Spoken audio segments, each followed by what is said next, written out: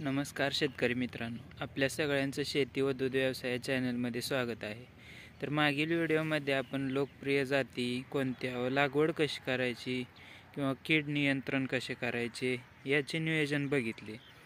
तर आपण ह्या व्हिडिओमध्ये टोमॅटोच्या खत व पाणी नियोजनाबद्दल माहिती देणार आहोत. तर व्हिडिओ शेवटपर्यंत बघा, म्हणजे पूर्ण माहिती तुम्हाला मिळू शकेल. तर चला तर मग मित्रांनो, आपले टोमॅटो पिकाचे खत व पाणी नियोजन कसे करायचे हे बघूया. तसंच आपल्या मागील व्हिडिओमध्ये आपण बघितले की पहिल्यांदा नांगरणी केली, नंतर रोटरून बोधाची आखणी करून घेतली, त्याच्यावर शेणखत भरून त्याच्यावर भेसळ डोस विस्कटून घेतली. तर मित्रांनो, आपण शेणखत हा एकरी कमीत कमी किती वापरावा हे एक त्याच्यात होतेच. तसेच कमीत कमी एकराला 2 ट्रेलर व जास्तीत जास्त 4-5 ट्रेलर तरी वापरावा, म्हणजे आपल्याला त्याचा रिझल्टही चांगला मिळेल. व शेणखत चांगला कुजलेला व प्लॅस्टिक मुक्त असावा, म्हणजे जास्त ओलाही नसावा किंवा चिखलासारखा नसावा. तर तो सुकल्याशिवाय वापरू नये, म्हणजे सुकलेला शेणखत जर टाकायला आपल्याला जास्त सोपे पडेल.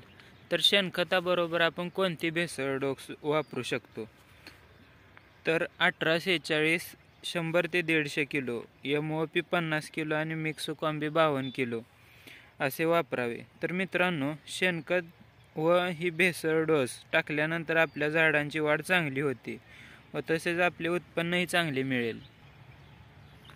आपल्या कालच्या व्हिडिओमध्ये सांगितल्याप्रमाणे पहिली ड्रिंचिंग आपण ह्युमिक ॲसिड 1 किलो आणि 19-19 2 किलो 200 लिटर पाण्यात टाकून ड्रिंचिंग करून घेतली व नंतर वापसा आल्यावर दुसरी ड्रिंचिंग ही आपण 22 टीन किंवा रोकोची करून घेतली.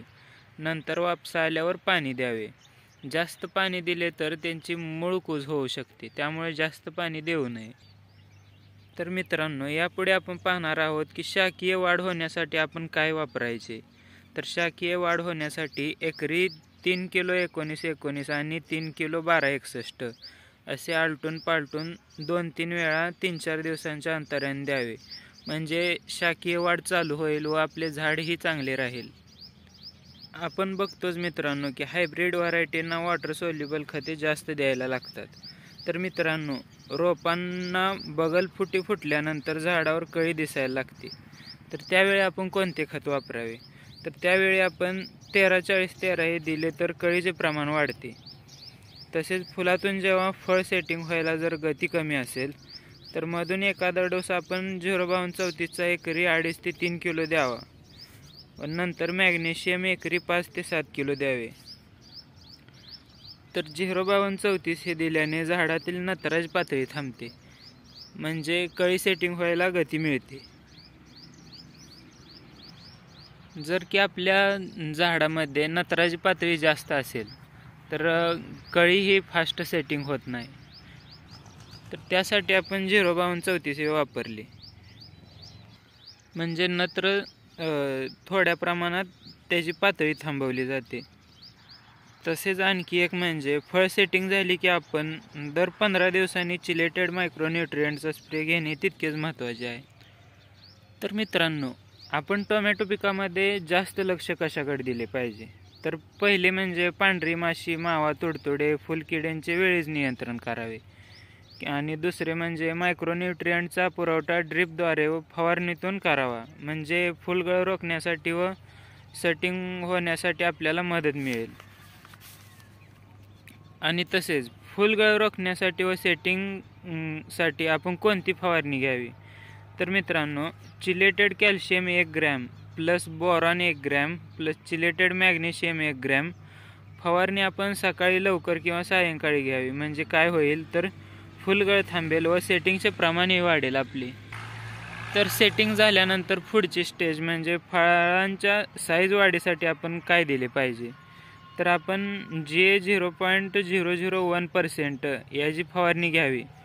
हे औषध बाजारात वेगवेगळ्या नावाने उपलब्ध आहे. तर यामध्ये काय येते तर zinc, ferrous, manganese, magnesium, copper, molybdenum, protein hydrolysis अशी अन्नद्रव्ये याच्यात येतात. तर मित्रांनो, आपल्याला दिसून येते की वातावरणात चढ उतार किंवा पाऊस झाल्यावर फुलकळी गळण्याची शक्यता असते. तर अशा वेळी पावसाची शक्यता वाटल्यास किंवा संध्याकाळच्या वेळेस आपण NaA 20 ml plus boron 100 gram प्रति 100 लिटर पाणी घेऊन फवारणी करावी, म्हणजे आपल्या फुलकळीची गळ होणार नाही. तसेच आपण पावसाळ्यात फवारताना स्टिकरचाही वापर केला पाहिजे. तर मित्रांनो, आपण बघतोच की टोमॅटो पिकाचे एक वैशिष्ट्य आहे की याची वाढ, फुलकळी निघणे किंवा फळाची सेटिंग अवस्था एकाच वेळी आपल्याला या पिकामध्ये बघायला मिळते. तर ही अवस्था साधारणपणे 75 दिवसानंतर चालू होताना दिसते आपल्याला. तर आपण यासाठी माल फुगवणीसाठी ड्रीपमधून 0.32 एकरी 3 किलो दर 3-4 दिवसांनी 6-7 वेळा द्यावे, म्हणजे माल फुगवण जास्त होईल व आपले उत्पन्नही वाढेल. तर मित्रांनो, फुगवण चालू असताना 13-40-13 हे खत कमी अथवा बंद करून टाकावे किंवा 0.32 वापरावे, म्हणजे आपल्या मालाची फुगवण चांगल्या प्रकारे होते. तर फळे फुगवताना तडकत असल्यावर आपण कॅल्शियम नायट्रेटचाही वापर करू शकतो. तर तो किती करायचा आहे, तर एकरी 3 ते 5 किलो व अर्धा किलो बोरॉन ड्रीपमधून द्यावे. मात्र कॅल्शियम नायट्रेटचा वापर करण्याच्या 2 पाण्यात आपण फॉस्फेटयुक्त खत वापरलेले नसावे, नाहीतर फॉस्फेट आणि कॅल्शियमचे रासायनिक अभिक्रिया होते व कॅल्शियम न्यूट्रल होऊन जाते, त्यामुळे त्याचा आपल्याला फायदा होणार नाही. तर फळे वेगाने पिकवण्यासाठी आपण 13-0-45 एकरी 4 किलो तर आणि मॅग्नेशियम एकरी 4 किलो मिसळून द्यावे, म्हणजे मालाला आकर्षक रंग प्राप्त होतो. तर हा होता आपला मित्रांनो खत व पाणी नियोजन याबद्दलचा व्हिडिओ. तर मित्रांनो, अशीच माहिती पाहण्यासाठी आपल्या चॅनलला सबस्क्राईब करा, लाईक करा व आपल्या मित्रांना शेअर करा, म्हणजे अशी माहितीचा उपयोग आपल्या सर्व मित्रांना घेता येईल. धन्यवाद.